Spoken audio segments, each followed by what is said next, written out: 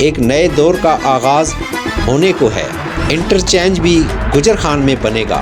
آپ کو بتا رہے ہیں راولپنڈی سے لاہور تک موٹر وے کی تعمیر کے وقت عوامی حلقوں میں یہ بات مبینہ طور پر زبان زد عام تھی کہ راولپنڈی تا لاہور موٹر وے کا جو ابتدائی نقشہ تیار کیا گیا، اس نقشہ کے مطابق پنڈی تا لاہور موٹر وے تحصیل گجر خان سے گزرنا تھی، لیکن چکوال کی ایک بااثر سیاسی شخصیت نے اس وقت کے وزیر اعظم میاں محمد نواز شریف پر اپنا اثر و رسوخ استعمال کرتے ہوئے راولپنڈی تا لاہور موٹر وے کے ابتدائی نقشہ کو تبدیل کروا دیا اور نئے پلان کے مطابق موٹر وے راولپنڈی تا لاہور، جسے موٹر وے 2 بھی کہا جاتا ہے، کہ نقشہ میں تبدیلی کرتے ہوئے گجر خان تحصیل کو یکسر نظر انداز کرتے ہوئے موٹر وے 2 کا روٹ تحصیل گجر خان سے تبدیل کر کے چکوال سے گزار دیا گیا۔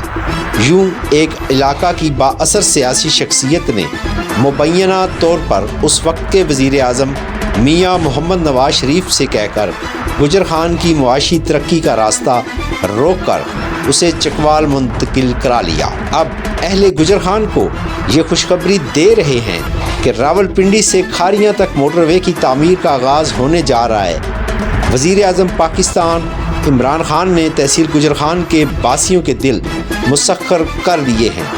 راولپنڈی کھاریاں موٹر وے تحصیل گجر خان سے گزرے گی۔ یہاں موٹر وے بننے سے معاشی ترقی کے ایک نئے دور کا آغاز ہونے کو ہے، جس سے گجر خان تحصیل میں معاشی ترقی کا ایک نیا سورج طلوع ہوگا۔ وفاقی وزیر چودھری وفاد حسین نے ایک ٹویٹ میں کہا ہے، شمالی پنجاب کے لیے موٹر وے وزیر اعظم اسلامی جمہوریہ پاکستان عمران خان کا ایک بہت بڑا تحفہ ہوگا۔ مراد سعید نے اس پروجیکٹ کو ممکن بنایا۔ اس موٹر وے سے جہلم کا اسلام آباد کا فاصلہ 45 کلومیٹر رہ جائے گا۔ وفاقی وزیر چودھری وفاد حسین کا کہنا ہے کہ گجر خان، سہاوا اور دینا اسلام آباد کے نواحی علاقے بن جائیں گے۔